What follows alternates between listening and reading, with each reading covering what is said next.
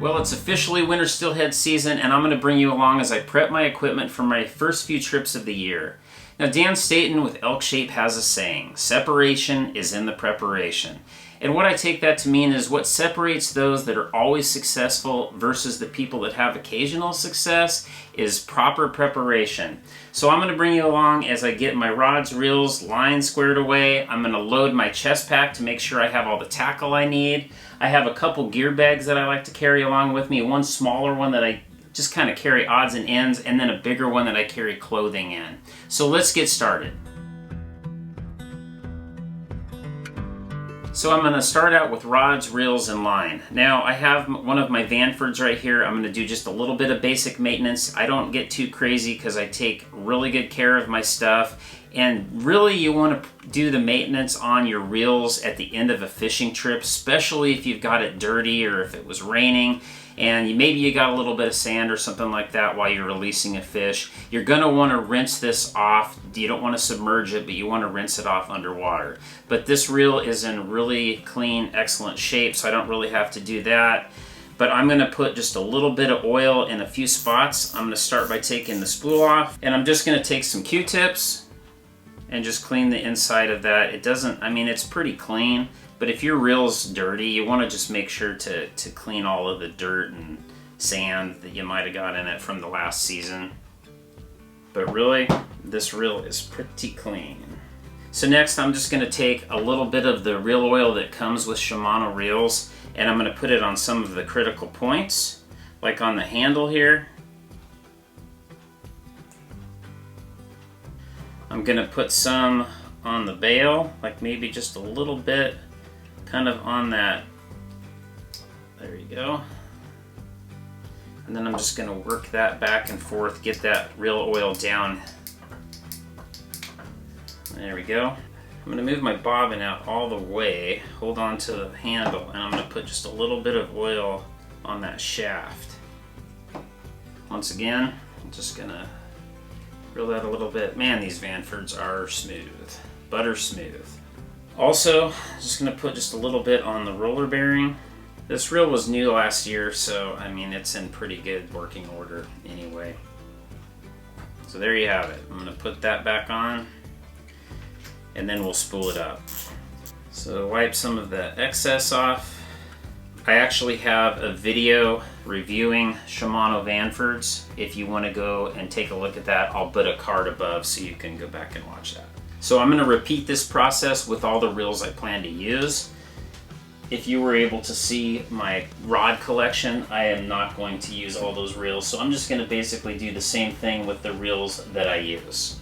So now that we've done some basic maintenance on the spinning reel, let's go ahead and load it up with line. I've got some Power Pro Super Slick 30-pound test. It's the V2, and I'm going to load it with the blue color. I should mention that braided line, I would say change it at least once a year, depending on how much you use it, of course. Monofilament, I probably change every few trips. That might seem crazy, but as cheap as mono is, I would rather have fresh line than chance losing a steelhead. The other thing that you can do is you can spool your old braid onto a second reel. That way the line that's buried will now be the line that you'll be fishing with, and you can get 2 years of use out of some of the braid. Obviously, again, depending on how much you've used it. So to load the line, I'm going to go ahead and I'm going to put it on the lower section of my rod here. So this is a new rod to me. I'm excited to use it this year. It's a Striker. It's a 9'9" medium power. It's a moderate action, 8 to 14 pound test spinning rod. Striker is a local company, and I stopped by recently and just checked out their stuff, and it looked super high quality. So I thought, you know what, I'm going to give them a try to support the local company here in my hometown. Not to say that I don't still like Loomis. I've probably got a dozen Loomis rods there, but the problem is they just discontinued the E6X. I have 2 brand new ones in my rod rack that I was going to do reviews on this year, and it doesn't make any sense to do a review on a rod that you guys can't get your hands on. So I'm going to be fishing with this, so look for a gear review on this probably in January or February after I've had an opportunity to actually fish with it. So to get started, I want to put a little bit of backing on my reel. Because if you put braid directly on your reel, it's going to spin. I'm going to put that through the guides. And again, this is only the lower section, so I've got 2 guides here. So tie this on with an improved cinch knot, because a cinch knot just keeps getting tighter as you pull. So the Vanford 3000 takes up 37 inches of line per turn of the handle, so let's go ahead and put 20 yards on the reel as a backing. Here we go. 1, 2, 19, 20. I'm gonna put my line in the little line holder, and I'm gonna cut it right here. So we're gonna tie the backing to the braid with an Alberto knot.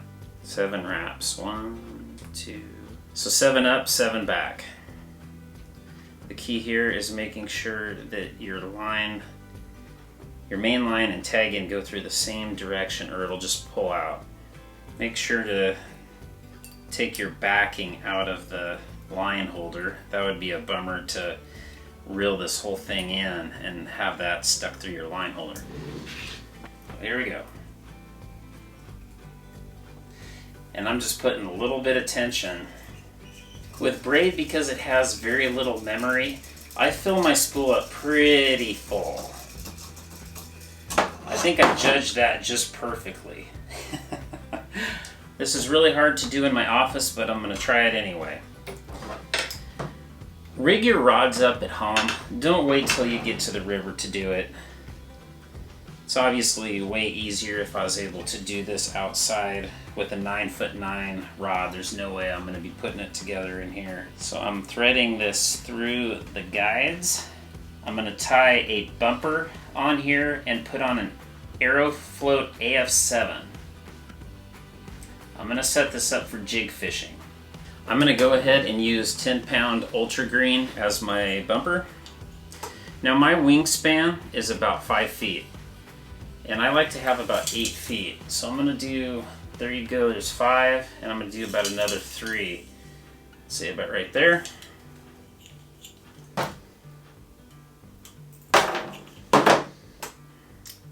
Tie an Alberto knot. If you don't know how to tie an Alberto knot, I have a video. I'll put a card above if you want to go check that out. It's the best splice knot, in my opinion, braid to mono. I do not like the double uni knot. The Alberto knot has a really small diameter, so it goes through the guides pretty easily, especially when you're fighting a fish. Why I don't like the double uni is because I've had it just bust on me. I'm trying to think if I can't remember a time where I've had an Alberto knot break on me. Now I like to use fingernail clippers, not one of the boomerang tools for getting the mono, because it allows me to get it super close. There we go. Go ahead and put on my AF7. The AF7 just has a couple of rubber bands, top and bottom. So start with the top band. The AF7 also has a hole that goes through the body of the float. In theory, that'll help you prevent losing floats if you get hung up. And generally I don't lose very many of these on hang-ups. So it must be true. Like those old Turbo Masters that I used to use, you get hung up and break off almost every single time. There goes your float. If you're fishing super clear water, you can put a small number 10 barrel swivel on and then add some fluorocarbon, but I'm not going to worry about that right now. I'm just going to tie an 1/8 ounce. This is a number 63 Nightmare jig by Hawken. So I use a trilene knot. Always wet your knots, because it allows 2 loops through the eye of that jig. That way the jig doesn't slide around on the line. You can also do what they call cock the jig, which is kind of pull that to where the jig sits in the water like that, to where it's level with the bottom of the river. Alright, I was able to manage doing that in here. So one thing I noticed while I was putting the jig in the hook holder on this new striker rod is that they put it on the bottom of the blank. And what I like about that is sometimes rod companies will put the hook holder on the side and your line will get hung up on that when you cast. So I'm glad they thought of that. One of my oldest steelhead rods, it's a Lama Glass Certified Pro, has it on the bottom, and I've just never had any problems with that. So good on you, Striker.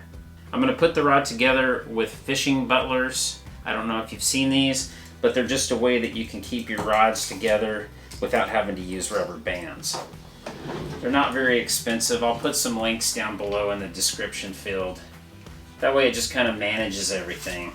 So now all I got to do is get to the river, set my bobber depth, and I'm fishing with that one. So now I'm going to repeat this process for my bead rod, my spinner rod, and my drift fishing rod. I'm not going to bore you with it, but I'm essentially going to put new line on each one of them.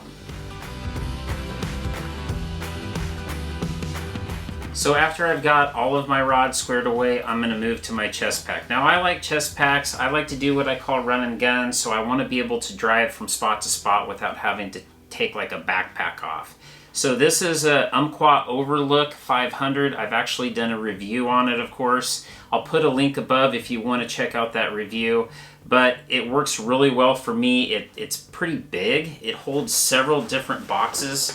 Like I have one for my bead fishing equipment and my jigs. And then it's got a front pocket that I keep spinners in, leaders, all kinds of different things. I have some of my beads. I keep a tape measure in here, so if I catch a big wild fish and want to do a really quick measure on the length and girth, I have that right at my fingertips. And of course, I'm always recording, so I have a really cool bracket on the front here as well. So to start out, let's talk about the boxes that are in here. These are the Flambeau. They're called the Infinite. It allows you to change the sizes of the compartments, and that way you can put your bobbers in there without having to put them actually in your pack. So I have a assortment of AF6 1/4 ounce and 1/8 ounce floats by Hawken, and then I've got some AF5s, which are the 3/8 and the 1/2 ounce. I've got beads in here, I've got bobber stops, and it looks like I have a jig in there as well. But that looks like it's ready to go. I've actually got plenty of Dacron, I've got plenty of beads, and what I have is I carry like a few extra floats in the back of the chest pack, just in case I lose what I'm actually using that day. I have some backups as well. Now my jig box, kind of show you how this looks. I've actually got the jigs in here in their packages. I write with a Sharpie what they are. Like this is a number 63 Nightmare jig by Hawken. I've got some rabbit hair number 11s. I've got a 135, which is the Marabou series of the Nightmare jig by Hawken. Those are arrow jigs, I should mention. I've got some Glow Nightmare jigs. Those work really good in low light. So I need to add a few jigs to here. Clearly I didn't replenish my supply. I like to have some black and red. I can't remember the actual number of that jig, but I like to have some of those in here. I've also got some pink and whites, but just an assortment of jigs depending on the circumstances, the weather patterns. But you can, if you've watched any of my videos, you know I'm primarily fishing Nightmare jigs. They just kind of cover all conditions. So the floats I have in here, I have some AF1s, which are like similar to the old Turbo Masters that I used to really like. I cannot find Turbo Masters anymore. They quit carrying them at Bi-Mart, and they're really hard to find online. I actually ordered some from eBay last year, and I ended up paying like, I want to say like $5 or $6 a piece, so way too much money. But Hawken makes a similar one. These are the AF1s. And this one here is a 1/4 ounce, this is an 1/8 ounce, and those are just matched to the size of jig. So last year I did a video, it was called Low Water Steelhead, I believe, and I was using an AF2, which is a similar type of float by Hawken. So anyway, one of those two floats will work good like in low water situations. And then I'm gonna end up putting some of these, the AF7s, just in the back of my chest pack. I usually keep an extra one just in one of these pouches because they're just a little bit too fat to actually put in one of these boxes. The other thing that I have in my chest pack, let me find them before I start talking about it. So I put this in here, Loon Ice Off Paste. The video that you'll watch soon will tell you why I have this in here now.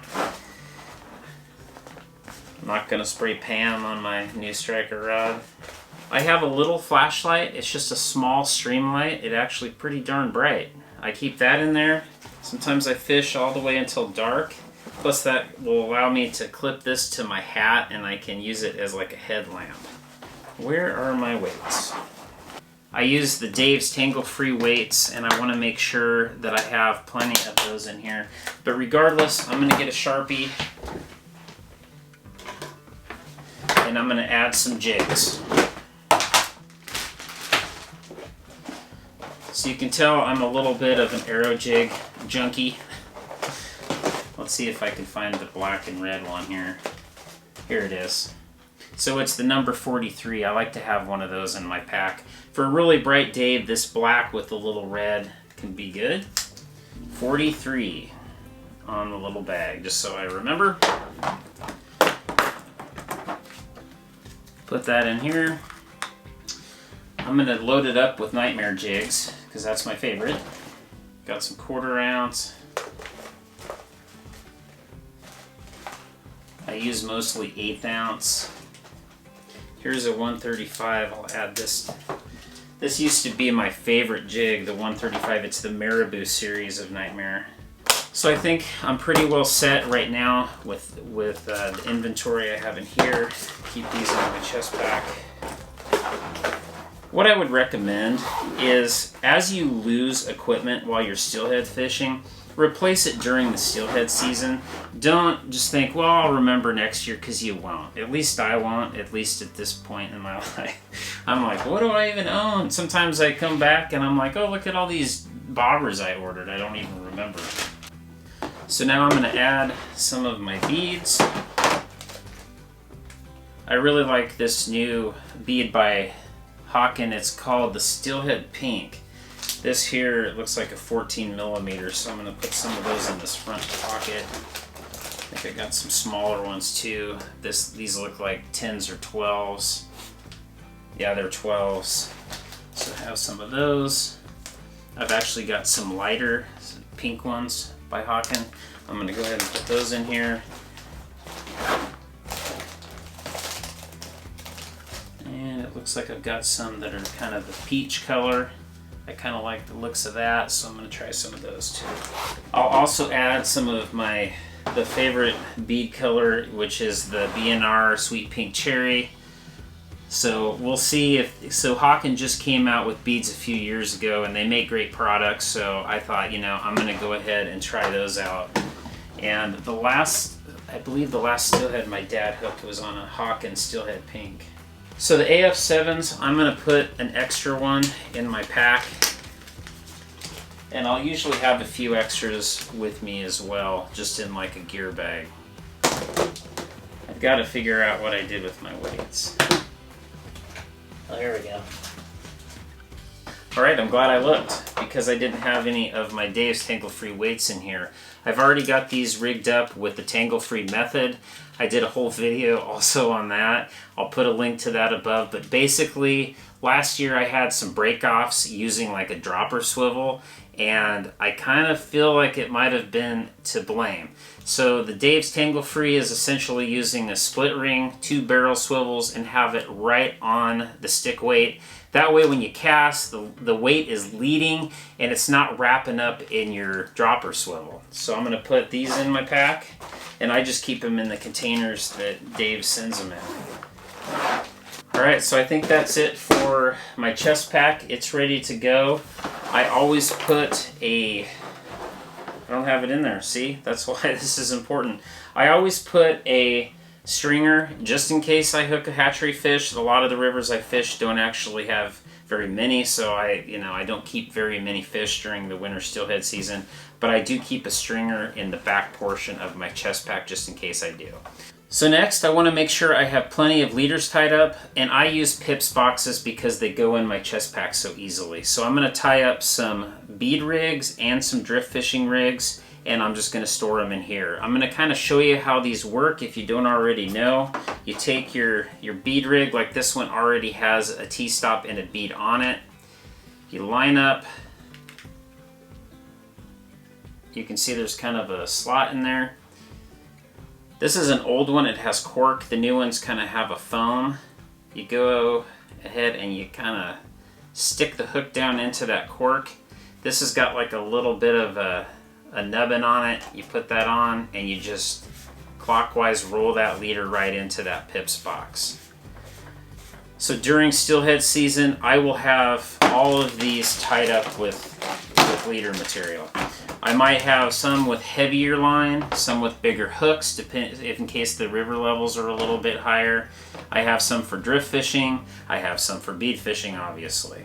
And what I generally do is these little stickers, I'll write on there the date I tied them, the length, the leader material I used, and the hook. That way I can kind of keep track of what each one is made of. But you want to make sure that you have plenty of leader material pre-tied up before you get to the river so that you don't have to tie bead rigs or drift fishing rigs while you're fishing.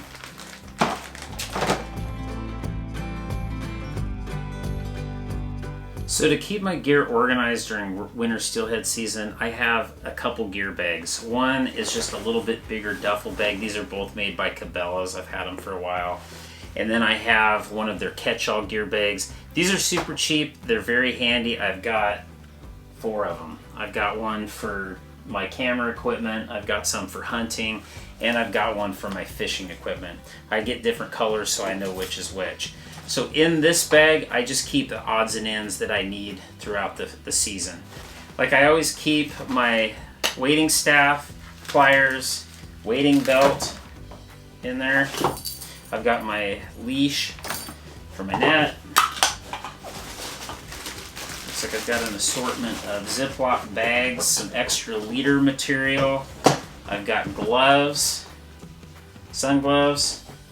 I've got one of these little tripods that I can take a photo if I end up catching a hatchery fish and I'm by myself, since I'm not worried about killing it. Other than that, I don't really get pictures of the fish I catch if I'm by myself. Also in here, I keep my armbands. If you don't know what I use those for, I'll wear them like when it's raining, and that way when I put my rain jacket over the top of them, it just absorbs that water.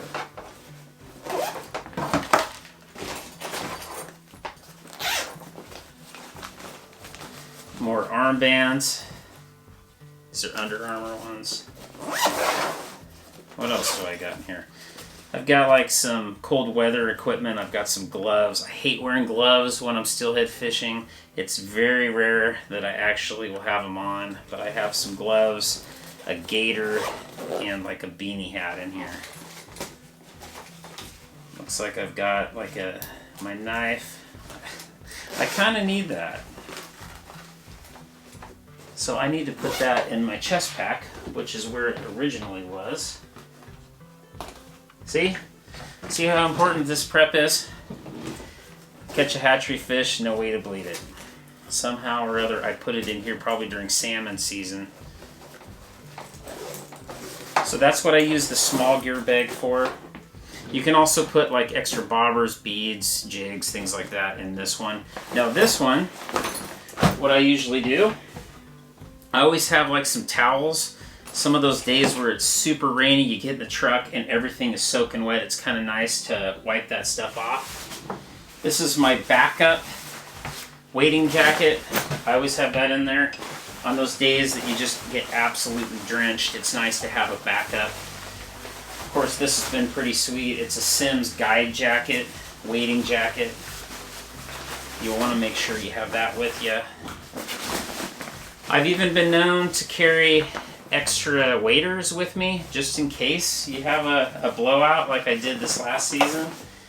So in this bag you can also put like an extra pair of clothing, just in case you take a dip in the river. It's nice to have a dry set of clothes to get yourself home. So lastly, let's talk about waders. These are my Simms. They're inside out right now. These are the tributaries, which are kind of the entry-level one.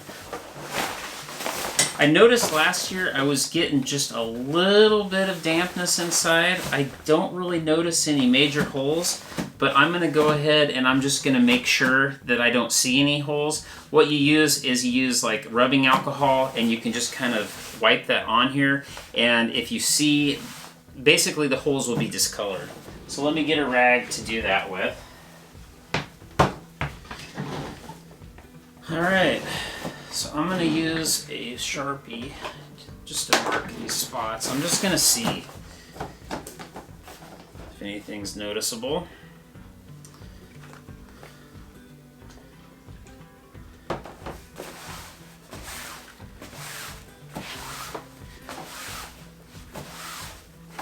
don't really notice anything.